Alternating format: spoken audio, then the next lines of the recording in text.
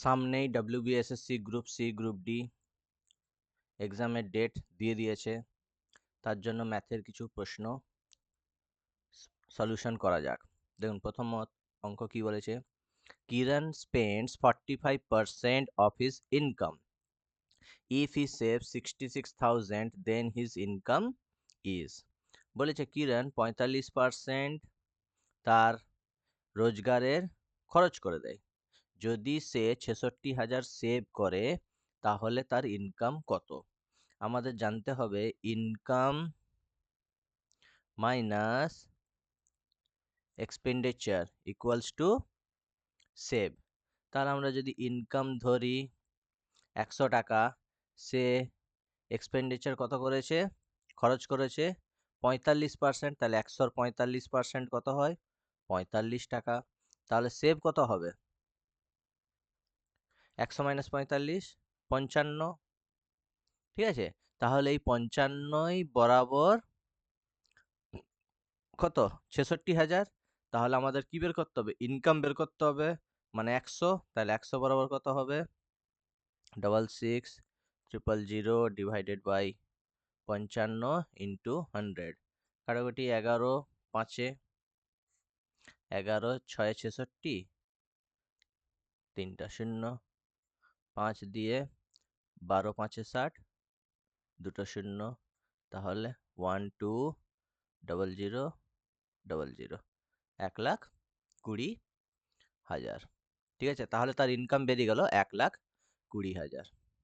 Next math দেখা যাক কি বলেছে, a dealer sells 2 dryers at the rate of 63,000 per dryer.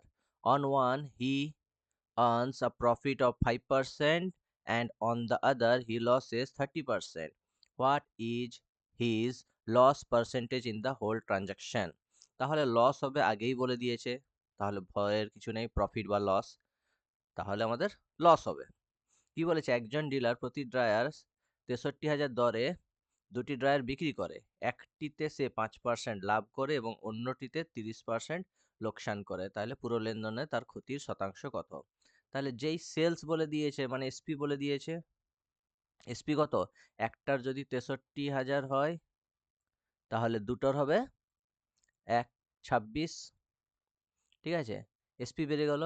এবার সিপি বের করতে হবে, সিপি কত হবে, একটাতে কি বলেছে 63,000, একটাতে বলেছে 5% প্রফিট হয়, তাহলে সিপির ফর্মুলা কি, সিপির ফর্মুলা মনে রাখো, এসপি ইন্টু 100 বাই এখানে 100 প্লাস মাইনাস প্রফিট আর লস। ঠিক আছে, যা হবে, তাহলে এখানে কি হবে 5% প্রফিট, তাহলে 100/105 হবে, প্লাস আরেকটাতে কি হয়েছে, আরেকটাতে হয়েছে 30% লোকসান, তাহলে 100 লোকসান হয়েছে, তাহলে -70। তাহলে এবার কাটাকুটি করা যাক, 105 6 হয়ে যাবে 630, দুটো 0 0 0, 7 দিয়ে 7 9 63, দুটা 0, তাহলে এখানে কত হবে 6000000, আর এখানে 9 এর পরে 4টা 0, 9 এর পরে 4টা 0, তাহলে কত হবে 9 6 15, 4টা 0। তাহলে দেখো সিপি বেরোলো 1.5 লাখ আর এসপি বেরোলো 1,26,000, মানে লস হচ্ছে। তাহলে আমাদের কি বের করতে হবে, লস পার্সেন্টেজ। তাইলে এই দুটোর মাইনাস কত হবে, দেখো 1 লাখ, 1.5 লাখ থেকে 1,26,000 আমরা বিয়োগ দেবো, 3টা 0, 4 দিতে 1 2 1 3, 3 কত 5 2, 24, 3টে 0, divided by loss percentage, loss হোক বা প্রফিট হোক সবসময় সিপির উপর কাউন্ট হবে। তাহলে সিপি কত 1.5 লাখ, 4টা 0 ইন্টু 100, তাহলে কাটাকুটি করা যায় 1 2 3 3, একটা একটা 5 3 15, 5 2 10, 3 দিয়ে 3 আসতে 24, তাহলে কত হবে 16%। ঠিক আছে, হোল ট্রানজাকশনে তার লস হচ্ছে 16%। ঠিক আছে, ইম্পর্টেন্ট ম্যাথ সি আর ডি এর জন্য। নেক্সট দেখা যাক কি বলেছে। বলেছে the difference the difference between the simple interest and the compound interest compounded annually on a certain sum of money for 2 years at the rate of 16% per annum is 768. Find the sum. বলেছে একটি নির্দিষ্ট অঙ্কের টাকার উপর 2 বছরের জন্য বার্ষিক 16% হারে সরল সুদ ও চক্রবৃদ্ধি সুদের মধ্যে পার্থক্য হলো 768।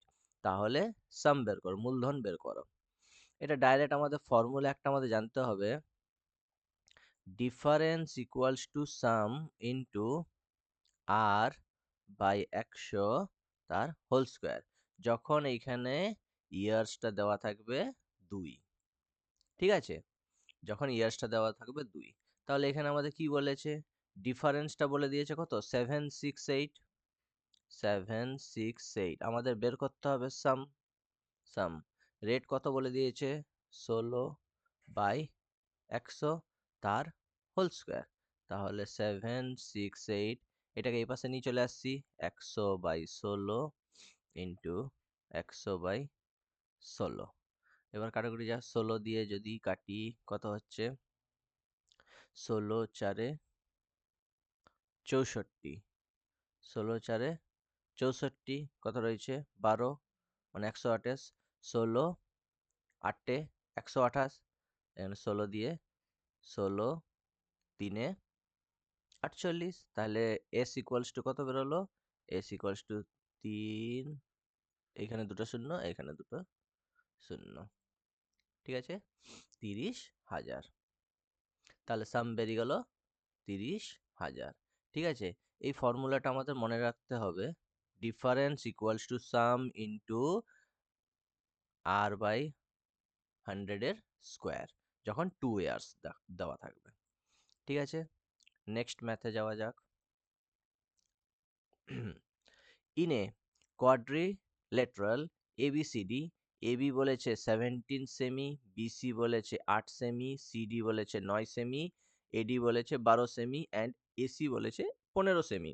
What is the area of the quadrilateral? বলছে এবিসিডি চতুর্ভুজে এবি বলে দিয়েছে, বিসি বলে দিয়েছে, সিডি বলে দিয়েছে, এডি বলে দিয়েছে, এসি বলে দিয়েছে। তাহলে চতুর্ভুজটির ক্ষেত্রফল কত হবে?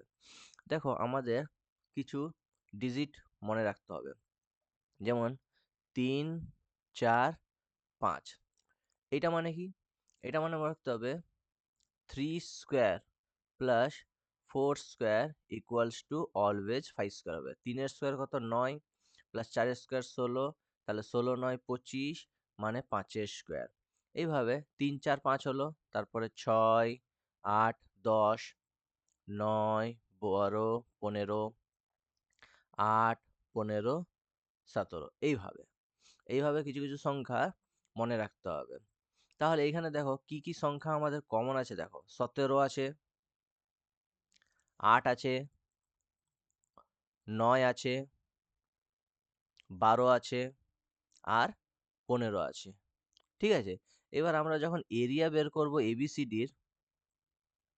এবিসিডির টোটাল এরিয়া বের করব, তাহলে আমরা দেখো প্রথমে এই সংখ্যাটা 9, 12, 15 পেয়েছি, 8, 15, 17 পেয়েছি। তাহলে 9, 12, 15 থেকে আমরা এটা হচ্ছে সমকোণী ত্রিভুজ। ভাবো এটা সমকোণী ত্রিভুজ, এর সবসময় অতিভুজ কি হবে, অতিভুজ। এইটা হবে অতিভুজ, এই যে এগুলো এগুলো হচ্ছে অতিভুজ, 5, 10, 15, 17 এগুলো হবে অতিভুজ। আর এগুলো যে কোনো একটা 8 হবে, সরি যে কোনো একটা 9 হবে, আর একটা 12 হবে। সেম এইখানেও দেখো, এইখানেও তোমার কি হবে, এইটা অতিভুজ, কত হবে 17, আর এটা হবে 8, এটা 15। তাহলে সমকোণী আমরা এবিসিডি চতুর্ভুজের বের করতে হবে। তাহলে আমরা দুটো ত্রিভুজের যদি এরিয়া বের করতে পারি, তাহলে চতুর্ভুজের এরিয়া বেরিয়ে যাবে।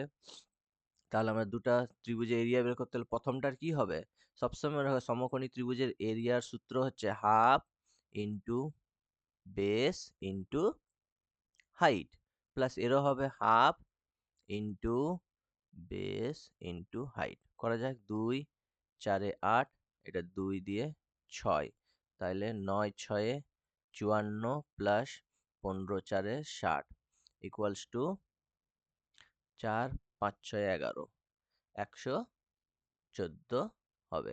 তাহলে এবিসিডি চতুর্ভুজের এরিয়া কত বেরোলো? 114। এবার যদি বললো যে আমাদের ড্রয়িংটা কেমন হবে, তাহলে দেখি চতুর্ভুজটা কেমন হবে। আমরা প্রথমে দেখো একটা করে নিই। ভাবো 8 15 17, এটা করে নিচ্ছি। আবার এইটাই আরেকটা ত্রিভুজের অতিভুজ হবে। তাহলে এইখান থেকে আমরা যদি ড্র করি, এটা অতিভুজ করি, তাহলে আমাদের অ্যাঙ্গেলটা হবে এইভাবে হবে, এইভাবে হবে। এটা যদি অতিভুজ হয়, এইটা ভাবো আমরা ভেবে নিচ্ছি 12, আর এটা ভেবে নিচ্ছি 9। যাই হোক, তাহলে এটাই তোমার এবিসিডি চতুর্ভুজ হবে। ঠিক আছে, এরকম। এটা তাড়াতাড়ি করার নিয়ম বলে দিচ্ছি। ড্রয়িং তো আমাকে করতে হবে না, আমাকে অঙ্কটা করতে হবে। ঠিক আছে, 114 বেরিয়ে গেল, মনে রাখবেন। নেক্সট যাওয়া যাক। কি বলেছে? Find the duration in which 1200 will amount to 2280 at the rate of 4% per annum simple interest। বলছে 4% বার্ষিক সরল সুদের হারে 1200 টাকা কত বছর অন্তর 2280 টাকা হবে। সোজা সিম্পল ফর্মুলা হচ্ছে, আমরা কি জানি? অ্যামাউন্টের ফর্মুলা কি জানি? P plus SI. অ্যামাউন্ট মানে হচ্ছে পি প্লাস এসআই। আবার এই এসআই এর ফর্মুলা আমরা কি জানি? P R T by 100। তাহলে এখানে পি এর ভ্যালু কত বলে দিয়েছে? 1200 প্লাস 1200, রেট কত বলে দিয়েছে? 4%। টি আমাদের বের করতে হবে, ডিভাইডেড বাই 100। আর অ্যামাউন্ট কত বলেছে? 2280। তাহলে 1200 এখানে মাইনাস করলে কত হবে? 80, 2 দিয়ে মিলে গেল 0 1, 1080। এইখানে 0 0 কেটে গেল, 12 গুণিত 4, 12 দিয়ে এটা যদি কাটি 12 9 108, 12 9 108, আর এখানে 0। তাহলে টি সমান 90/4। তাহলে কত হচ্ছে? 22.5। ঠিক আছে, ইয়ার্স।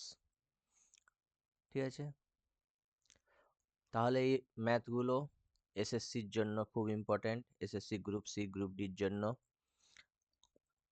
এখন কন্টিনিউ এসএসসির গ্রুপ সি গ্রুপ ডির ম্যাথ করানো হবে। ঠিক আছে, ভালো লাগলে চ্যানেলটিকে সাবস্ক্রাইব করুন।